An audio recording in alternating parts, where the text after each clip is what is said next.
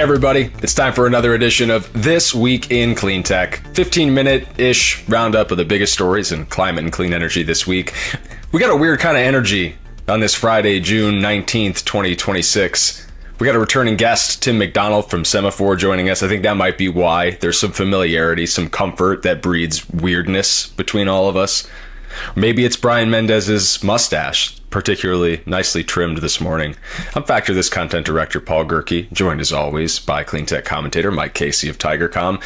Not sporting a mustache, unfortunately. If we could do a mustache show in like October or November, I would be down.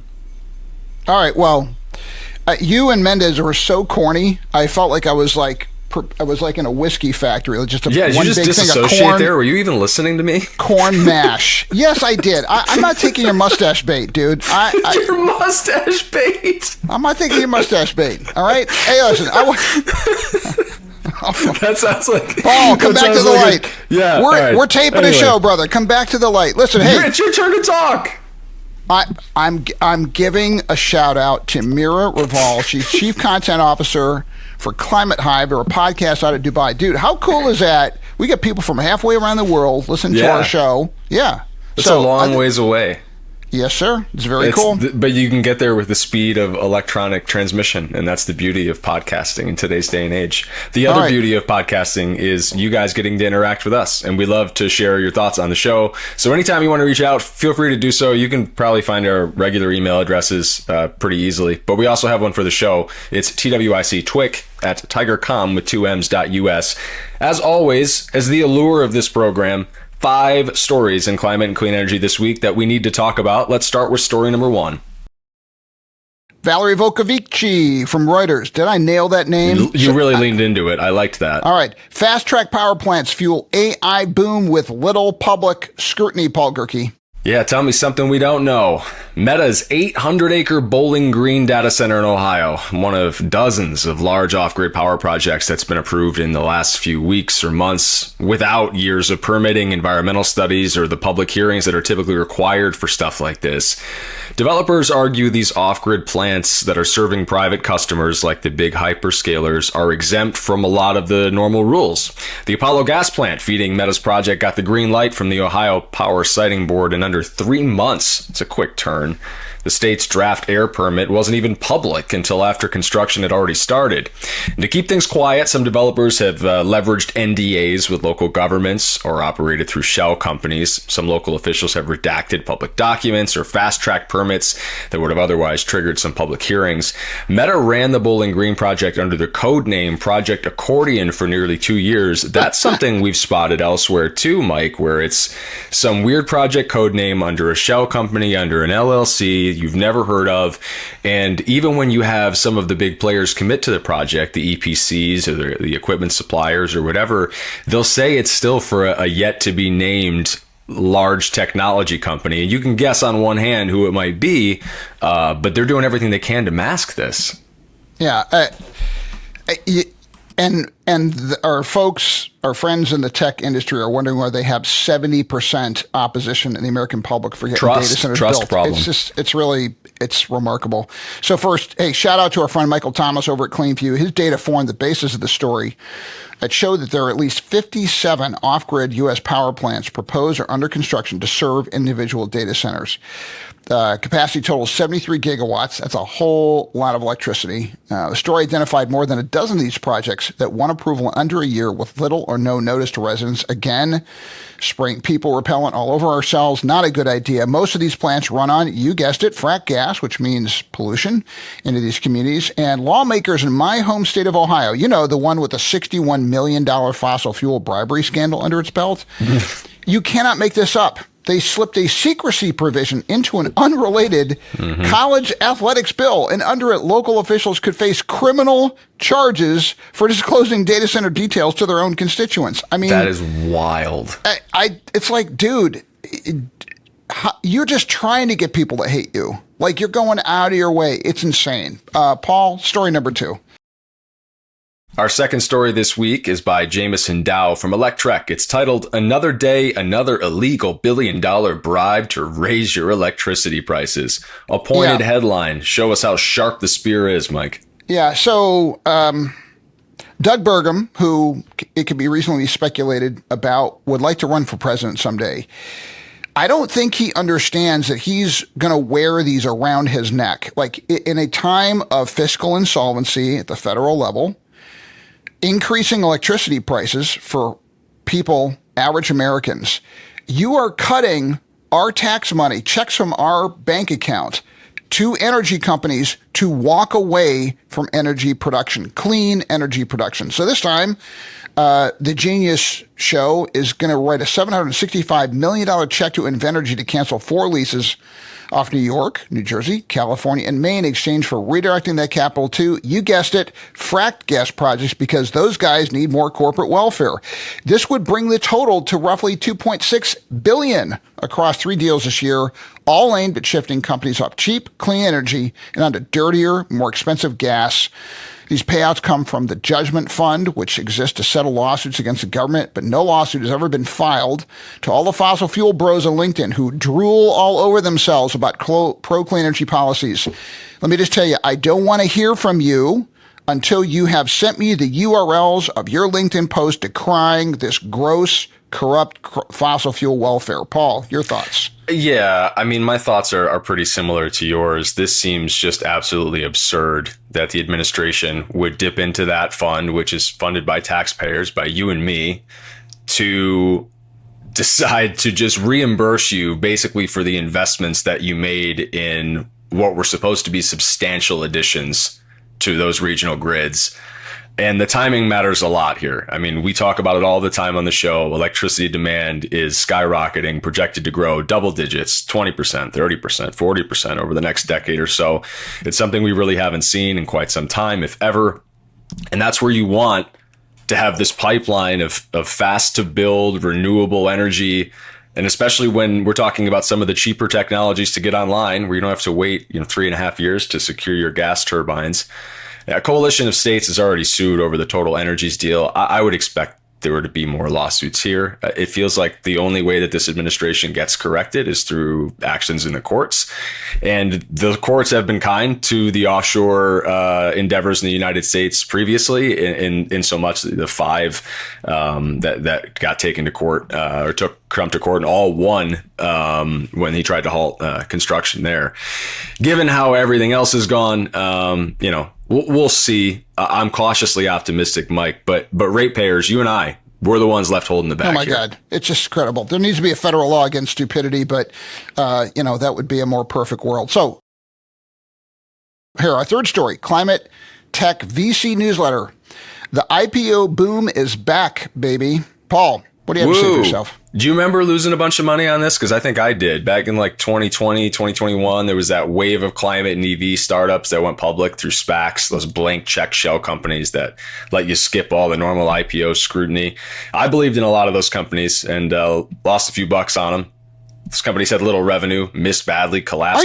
Are you admitting to insider trading, Paul? No, this is before I even worked in energy. I was working in television at the time. I just moved to New York City. I was making more money than I ever made in my life. And I was like, hey, look at me. I'm Mr. Investor now.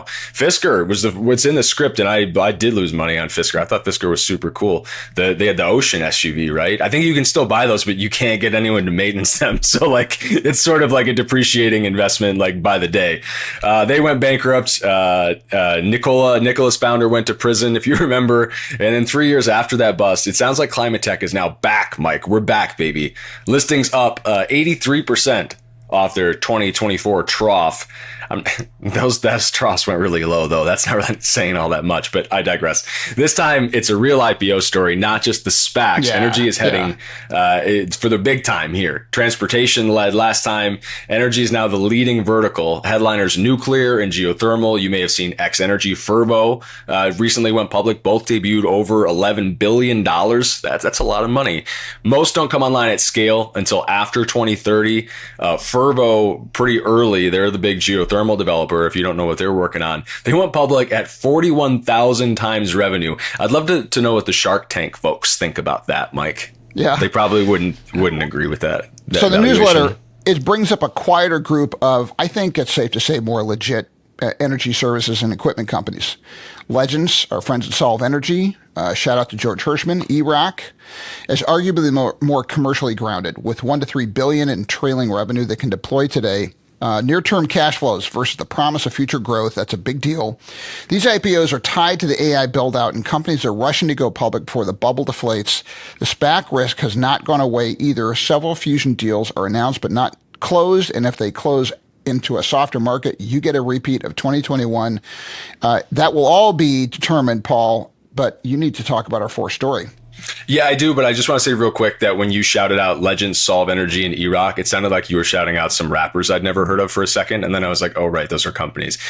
Story number 4. George Hirschman is not a rapper. He's a no, very but serious E-Rock CEO. sounds like one. I bet E-Rock can cut a track. Story 4. Hey, it's my buddy Sean Wolf over at Factor This. So what? First time Sean's ever been on the show. Does he know that he's in this? When he posts this story, he's going to be shocked to see his own name. This is cool. It's like looking in a mirror and seeing a ghost. It's called, Can PJM's new fast track process accelerate interconnection? I'll spare my comments until after you weigh in. What are your thoughts, Mike? So FERC, they approved PJM's new expedited interconnection track on June 9, a temporary fast track pathway to bring large shovel-ready generation projects online faster. PJM needs roughly 15,000 megawatts of new capacity to cover its deficiency, largely driven by the data center load that is swarming its system.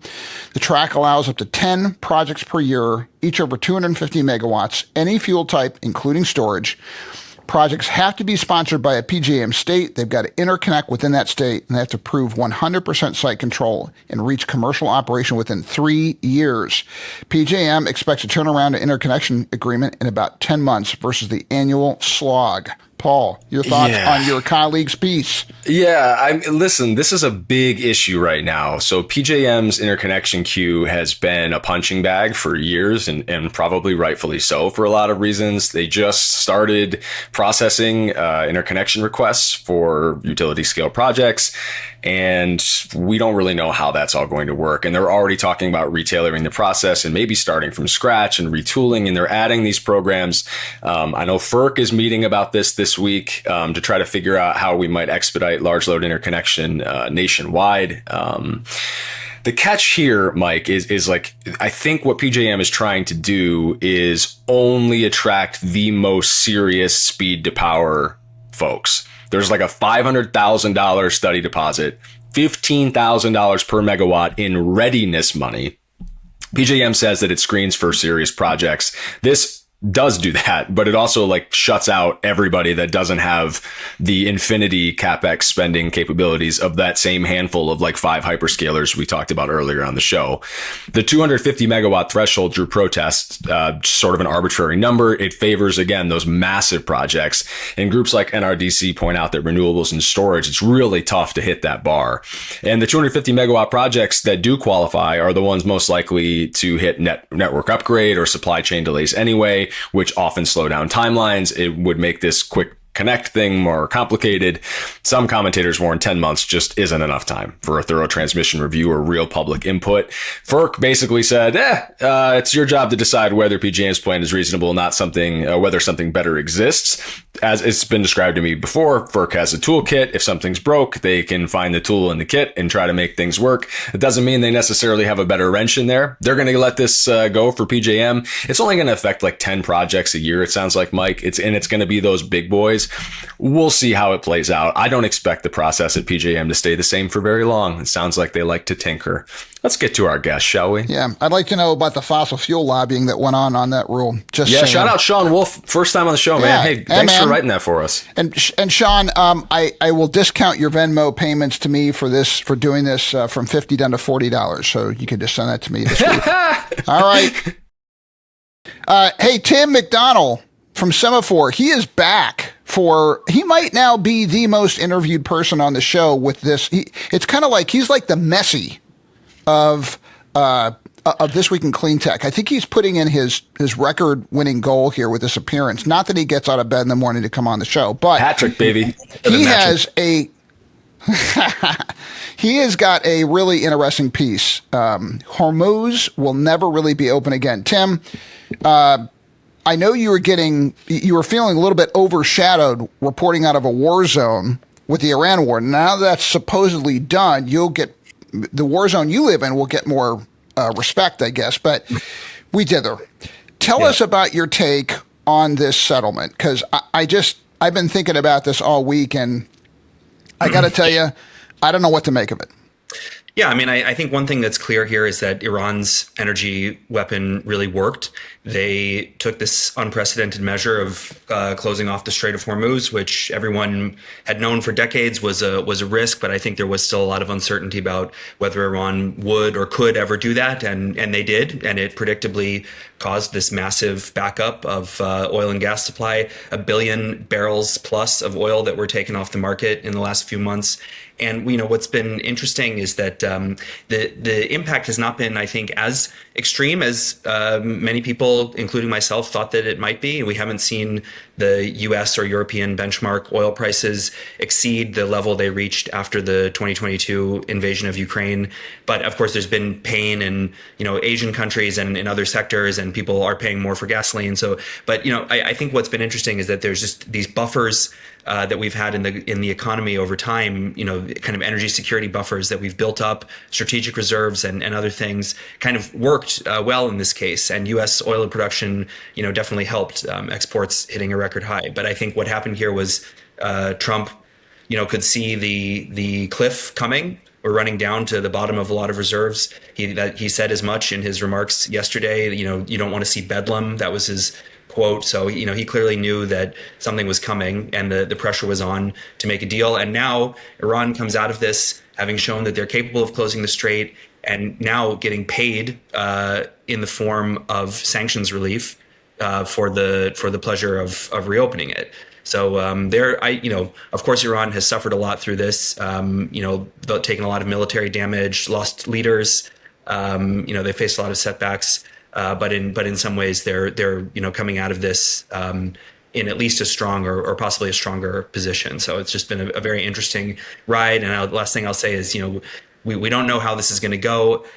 I've been in Ukraine for enough years now to see ceasefire deals, including those that the U.S. has been involved in negotiating, come and go, and they work or they don't. And it just takes one, in the Strait of Hormuz, it takes one random guy with a drone or a rocket, acting a fool, and then the whole thing can fall apart. So, anything can still happen at this moment. From a military strategy perspective, acting a fool is generally discouraged. That's the kind of thing that creates diplomatic tension. You got random guys out there. You don't know what they're doing. So randos acting a fool like Mike Casey. My question for you, Tim, has to do with how they're policing the strait now, because I keep seeing, I guess you'd call it like ransom payments or tolls if we're being generous, varying from like ungodly sums of money to, I read somewhere that they're charging per barrel of oil and that there's crypto involved. And you're reporting, what did you learn about how they're actually, maximizing the value of policing the Strait of Hormuz right now? That's a great question. And I'm sure there's a lot of like extra digging to do over time and into what all of those mechanisms were. I mean, I think, what's been interesting, as you alluded to, is, there's been this sort of diversity of like one-off solutions and people taking gambles on particular ships. I think there have been a few, when it comes to the U.S. side of this effort and what the U.S. has been doing to facilitate the movement of oil in and out. I mean, there was some great reporting in Reuters this week about these kind of offshore ship-to-ship transfers that the U.S. Navy has been facilitating, which is actually a technique that they learned from the Iranian and Russian shadow fleets.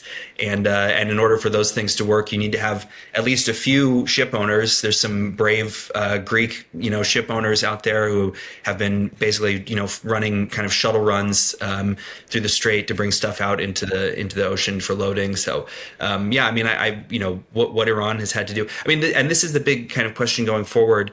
If Iran has the opportunity through the lifting of sanctions to rejoin the kind of regular oil market, how are they going to do that? Who the customer for that is going to be? They were selling most of their oil to China at a discount before all of this. Is China going to be willing to, go back to the table with Iran on more like market regular prices, or how is that? Does China even want to continue buying a ton of oil right now? They've spent the last few years building up their stockpile, which was a really important buffer in the last few months, but we're not clear about what will happen next with that. So I think there's a lot of unanswerable questions about what this is going to look like moving forward. But it's going to be really interesting. Tim, I'm certain that Trump read your recent story saying that the strategic oil reserves were drawing down, and he was envisioning what I was amateurishly predicting of $6 a gallon gasoline in Texas and Florida. He's like, nope, we're going to give him $300 billion and bring this puppy to a close. But I wanted you to be wrong right away. I was thinking about that, by the way. You were wrong like in a week. I was trying to credit Tim and diminish me, but thanks for spiking the ball, Mr. Gerke. I'll smack it back in your face on the next show, too. I think you deserve to be dragged for a while for that bold prediction going wrong so fast. Anyway, sorry, go ahead. All right. So, Tim, what I want to know is, based on the reporting you're doing, and I know this is hard to do, what is the net impact of this development on average Americans as consumers and ratepayers? Just next 6 months, what happens? Yeah, I mean, I think, you saw today for the first time since the war started that the average price of gasoline dipped below $4 per gallon in the U.S. I think it's been very hard to make predictions about where the market is going to go in the last few months, because everyone has been saying all kinds of stuff and being wrong every time. And in the last few months, I think frankly the bears have more often been right than the bulls, and so I don't want to make too grim of a prediction about where gasoline prices will be around the time of the midterms, because maybe they could be lower. I mean, I think they probably will be a bit lower, but who's to say? I think for consumers, this is the thing. We're moving into a very uncertain phase of these negotiations. We're basically just back to the status quo that we were before the war started, and now we have to do this whole nuclear negotiation with Iran. It's going to be super complicated and take a long time and not be easy in any way. And so, if we get to the midterms and people are still paying a lot of money for gasoline, but they don't see what was that for? What have we been paying this money for this whole time? We still don't have a deal. I mean, maybe we will, but that's the question that Republicans and Trump are going to have to answer in the midterms. What was the point of all of this? So we'll see how that shakes out. Paul, we could talk to this guy all day. We're plus 20 minutes. We probably got to go to our Cleantecher of the week. Yeah, we love to falsely advertise this as a 15-minute show and then book guests that we want to talk to for longer than the time we're allotted. But Tim, we appreciate it. Stick around for just a second. Let's get through our Cleantecher of the week. Drum roll, Brian Mendez. It is Andrew Red, CEO of Endurance Energy. If you haven't heard of Endurance, that's a Seattle-based seafloor geothermal energy developer. They just raised $54 million in Series A funding. Nothing to sneeze at. Red is a former SpaceX engineer. Congrats to the SpaceX IPO, folks, by the way. Now drilling into spots at the bottom of the ocean where tectonic plates split apart and magma heats water to more than 700 degrees Fahrenheit. Sounds cool. Congratulations, Andrew Red, CEO of Endurance Energy, our Cleantecher of the week. I'm just saying right now, I'm not going down at any small little submersible.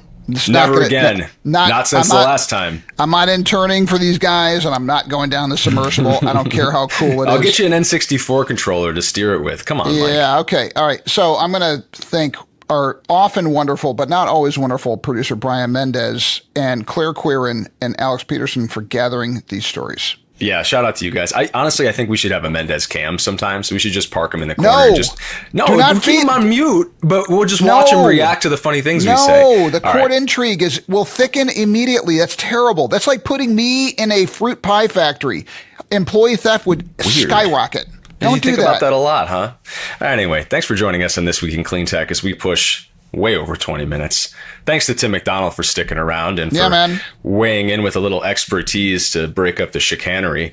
If you guys enjoyed the chicanery or the seriousness, subscribe, leave a little feedback, share a story suggestion. You can read all the articles we talk about each week. There's links in the episode description as well as in the post where this thing lives on factorthis.com.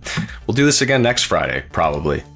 We do it almost every Friday. It's like a weekly thing. Paul, wrap this show now. Goodbye. I'm done. You want to say bye? Goodbye. Goodbye. Thank you.